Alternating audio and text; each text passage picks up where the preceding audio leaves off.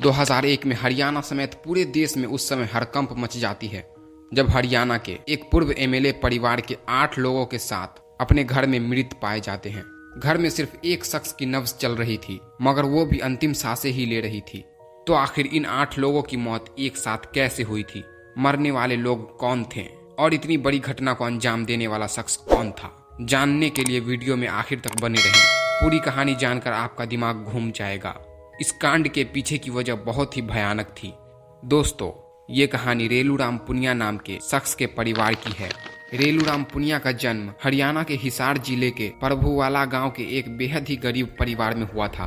उन्होंने अपने करियर की शुरुआत बतौर ट्रक क्लीनर की थी, मगर मेहनत करते हुए उन्होंने अलकतरे और तेल के बिजनेस से करोड़ों रुपए कमाए और फिर दिल्ली, नोएडा समेत देश के अलग अलग राज्यों में कई 100 करोड़ की प्रॉपर्टी खरीदी। उस जमाने में उन्होंने गांव में 25 एकड़ में अपना मकान बनाया।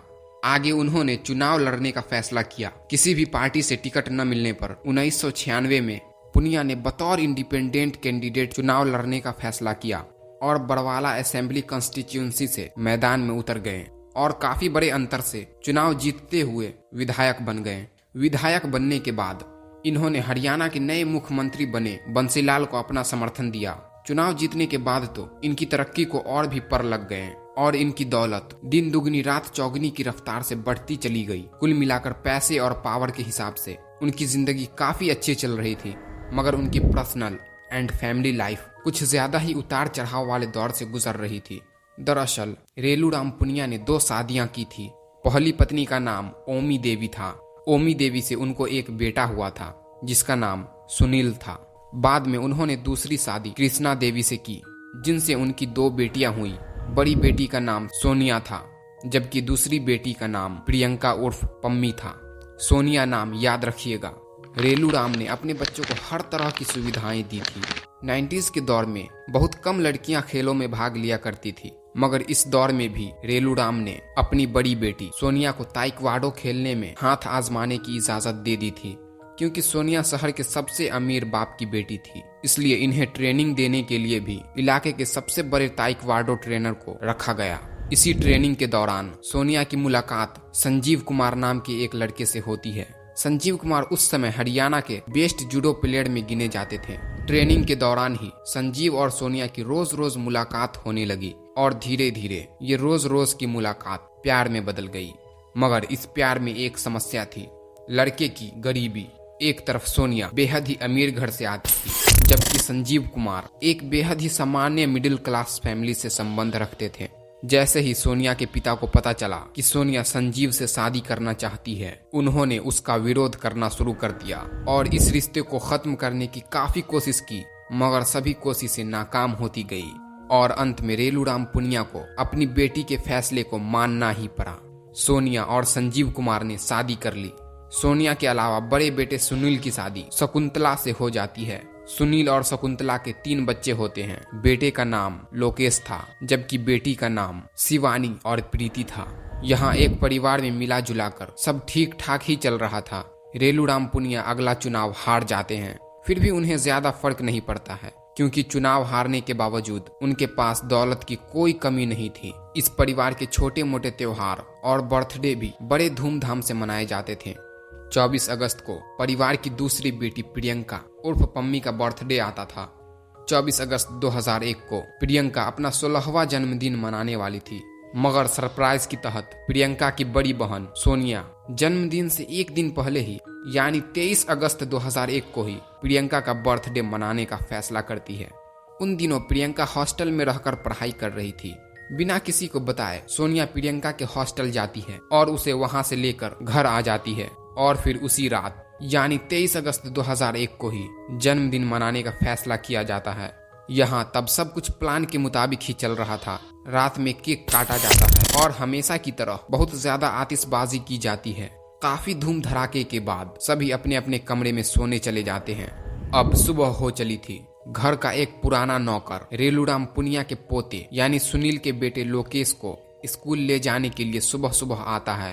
अमूमन इस समय तक लोकेश खुद ही तैयार होकर बाहर इंतजार करता था, मगर 23 अगस्त 2001 को घर के बाहर बिल्कुल सन्नाटा था। नौकर को लगता है कि शायद रात में काफी देर तक पार्टी चली थी, इसलिए सभी सो रहे हैं। इसलिए वो लोगों को जगाने के लिए घर के अंदर चला जाता है। मगर जैसे ही वो घर में दाखिल होता है, उसके पैरों तले जमीन खिसक जाती है। वो देखता है कि घर की बड़ी बेटी सोनिया बिल्कुल बेसुध पड़ी हुई है। सोनिया के सर पर थोड़ा खून भी बह रहा है। ये देखकर वो नौकर मदद के लिए चिल्लाना शुरू कर देता है, मगर घर के बाकी कमरों से न तो कोई निकलता है और न ही कोई आवाज आती है।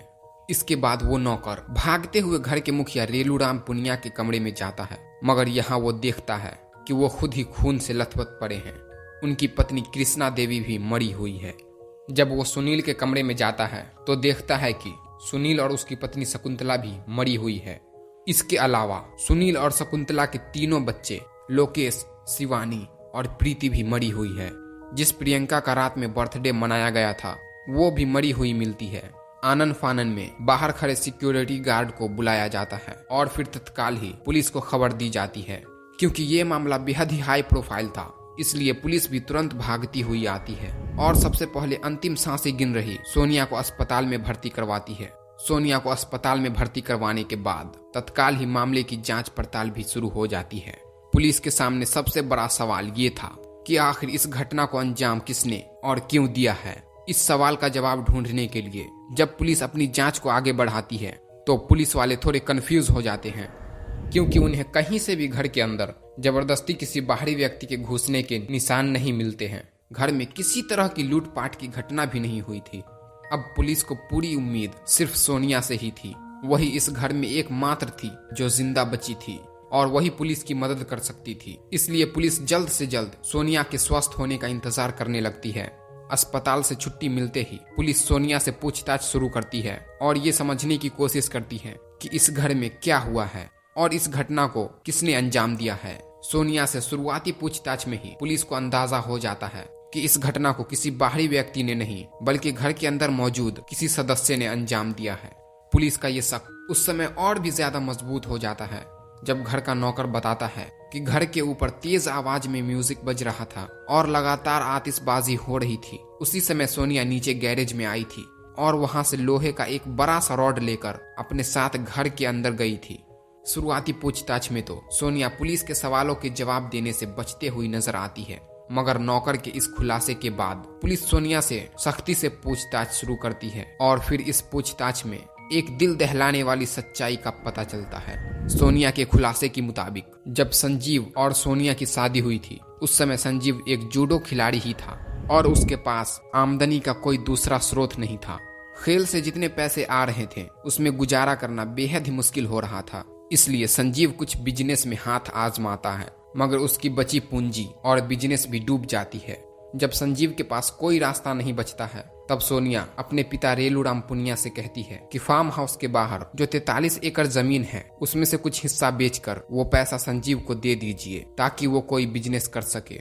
जब इस बात का पता सोनिया के सौतेले भाई यानी रेलूराम पुनिया के बड़े बेटे सुनील को चलता है तो सुनील इसका जमकर विरोध करता है। बस यहीं से सोनिया और सुनील के रिश्ते में दरार पड़नी शुरू हो जाती है। 15 अगस्त 2001 के आसपास तो स्थिति ऐसी बन जाती है कि पैसे और जमीन को लेकर सोनिया और सुनील में बहुत ज्यादा बहस हो जाती है और मामला हाथापाई तक पहुंच जाती है।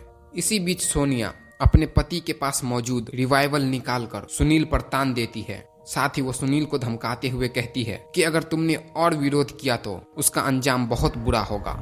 सोनिया के खुलासे के मुताबिक इस खुलासे के बाद सोनिया अपने पति संजीव को कहती है कि इस विवाद को खत्म करने का बस एक ही रास्ता है कि बीच से सुनील समेत सभी लोगों को हटा दिया जाए और फिर पूरी की पूरी दौलत हमारी होगी। बस इसी के बाद सोनिया अपनी बहन प्रियंका के लिए सरप्राइज बर्थडे पार्टी का प्लान बनाती है और उसमें सभी को शामिल होने के लिए कहा जाता है। यहाँ तक कि जिस सुनील से सोनिया का पिछले दिनों काफी झगड़ा हुआ था उसे भी इस पार्टी में शामिल होने के लिए सोनिया मना लेती है। इसी के बाद देर रात तक पार्टी चलती है, खूब आतिशबाजी होती है और फिर सभी लोग सो जाते हैं। सभी के सोने के बाद सोनिया अपने ही परिवार के सभी सदस्यों की हत्या के बेहद ही खतरनाक और रोंगटे खड़े कर देने वाले प्लान को अंजाम देने के लिए तैयार हो जाती है। जैसे ही परिवार के सभी सदस्य सो जाते हैं सोनिया अपने पति से उसका रिवॉल्वर निकालने को कहती है। सुनील रिवॉल्वर निकाल लेता है मगर फिर वो कहता है कि रिवॉल्वर में तो 6 ही गोलियां हैं, जबकि घर में 8 लोगों को मारना है। इसलिए तय किया जाता है कि अब घर के सदस्य को गोली मारकर नहीं बल्कि रॉड से मारकर खत्म किया जाएगा। इसी के बाद सोनिया बाहर निकलकर गैरेज में जाती है, जहां से एक बड़ा सा रॉड निकाल कर ले आती है और फिर वो रॉड अपने पति संजीव को दे देती है। फिर घर में मौत का तांडव शुरू होता है। अगले 2 घंटे में सोनिया और सुनील, 50 साल के रेलूराम पुनिया, 41 साल की कृष्णा, 16 साल की बर्थडे गर्ल प्रियंका, 23 साल के सुनील, 20 साल की शकुंतला, 4 साल के लोकेश, 2 साल की शिवानी और 45 दिन की प्रीति को बड़ी बेरहमी से मारकर खत्म कर देते हैं। शायद आप सोच रहे होंगे कि आखिर जब सोनिया और सुनील एक के बाद एक लोगों को मार रहे थे तो किसी ने कोई विरोध क्यों नहीं किया और कैसे किसी की नींद नहीं खुली। तो आपकी जानकारी के लिए बता दें कि जब पुलिस मामले के आगे तहकीकात करती है तो जांच में खुलासा होता है कि पार्टी वाली रात सोनिया ने खीर में काफी अधिक मात्रा में अफीम मिला दिया था। पार्टी के बाद सोनिया ने खुद ही वो खीर सभी को खिलाई थी, इसलिए खीर खाते ही सभी लोग सोते ही बेहोश हो गए और फिर बड़े ही आराम से सोनिया ने दरिंदगी को अंजाम दे दिया। इतना ही नहीं, परिवार के सभी सदस्यों की हत्या करने के बाद सोनिया अपने पति को कहती है कि वो रॉड से उसके सर पर भी मारे, ताकि ऐसा लगे कि किसी दूसरे ने सभी की हत्या की है। इसी के बाद संजीव बड़ी सावधानी से अपनी पत्नी के सर पर भी धीरे से वार करता है। इसके बाद सोनिया अपने पति संजीव को कार में बैठाती है और उसे घर के बाहर छोड़कर थोड़ी देर में वापस आती है। वापस आकर एक बार फिर से सोनिया आतिशबाजी शुरू कर देती है और फिर थोड़ी देर बाद नीचे आकर खुद को एक पीड़ित के तौर पर पेश करने का नाटक करने लगती है।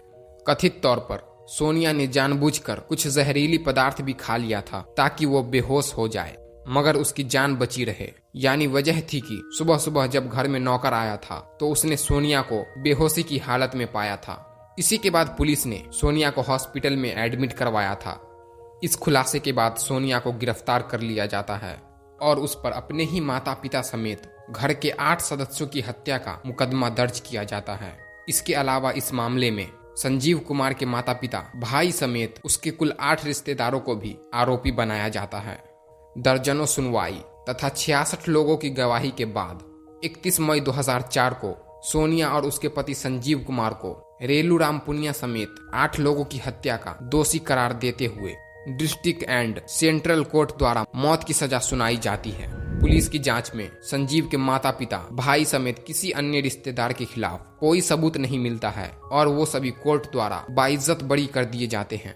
निचली अदालत से फांसी की सजा पाने के बाद ये दोनों Punjab and Haryana high court में निचली अदालत के फैसले के खिलाफ अपील करते हैं। पूरी सुनवाई के बाद 2005 में Punjab and Haryana high court निचली अदालत द्वारा दिए गए फैसले की सजा को उम्र कैद में बदल देता है।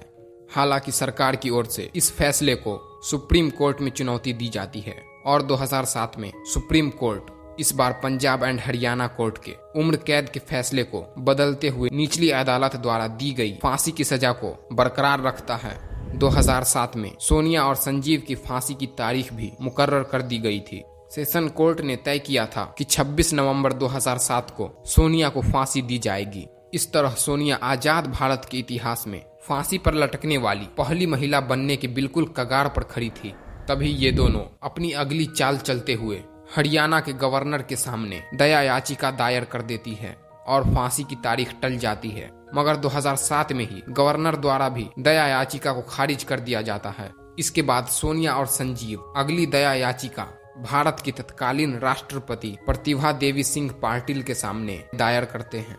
मर्सी पिटीशन में सोनिया लिखती है कि एक कीड़े के तौर पर एकांत कारावास में रहना मेरे लिए असंभव सा हो रहा है। हर बीतते सेकेंड के साथ मेरी पीड़ा बहुत ज्यादा बढ़ रही है। मैं हर मिनट मर रही हूँ।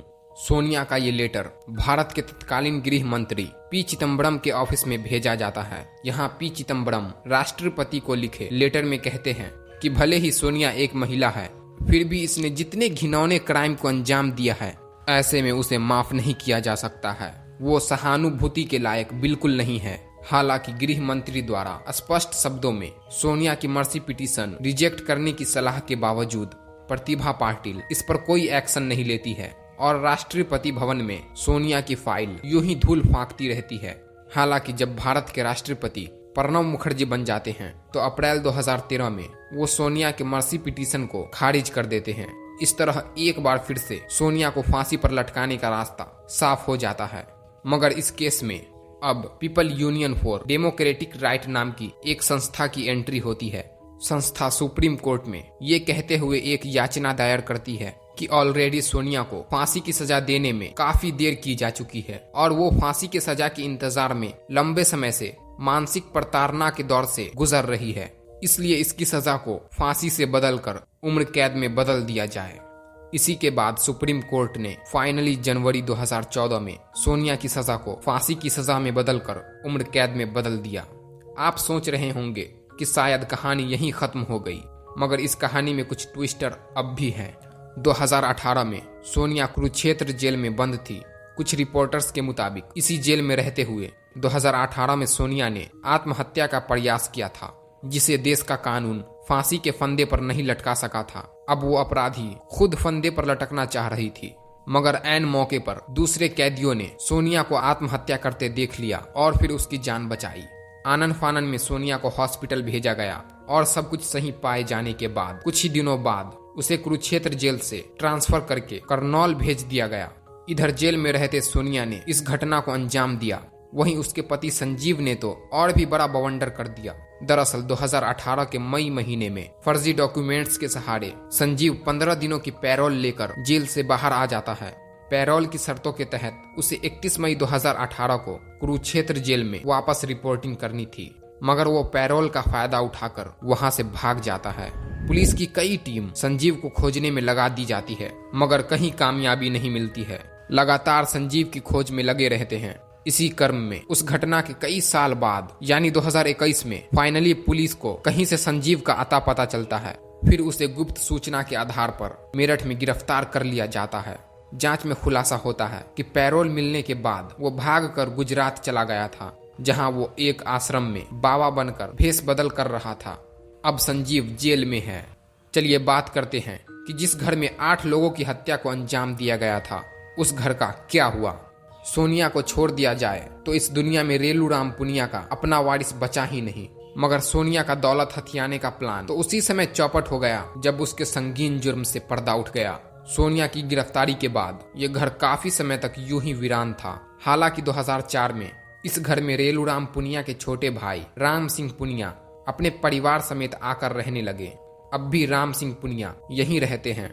इस जघन्य अपराध को इस घर के ग्राउंड फ्लोर पर अंजाम दिया गया था। ग्राउंड फ्लोर पर आज भी सन्नाटा ही है, क्योंकि राम सिंह पुनिया अपने परिवार वालों के साथ सेकेंड फ्लोर पर रहता है। कभी ये घर शहर की शान हुआ करता था, मगर अब शहर में एक भूतिया घर के तौर पर पहचाना जाता है, जहां लोग पहले दूर दूर से इस घर को देखने आते थे, वहीं अब इस घर से दूर दूर रहना ही पसंद करते हैं। आपके अनुसार सोनिया को क्या सजा मिलनी चाहिए, कमेंट बॉक्स में जरूर बताएं। अगर आपको हमारी मेहनत पसंद आई हो तो इस वीडियो को लाइक करते हुए शेयर भी करें। अगर आपने अब तक हिंदी क्राइम स्टोरीज चैनल को सब्सक्राइब नहीं किया है तो जल्दी से चैनल को सब्सक्राइब कर लें। साथ ही क्राइम की दुनिया से जुड़ी ऐसी ही दिल दहला देने वाली कहानियों के लिए बेल आइकन दबाकर नोटिफिकेशन जरूर ऑन कर लें। मिलते हैं क्राइम की दुनिया से जुड़ी ऐसी ही एक और सच्ची कहानी के साथ अगली वीडियो में। धन्यवाद।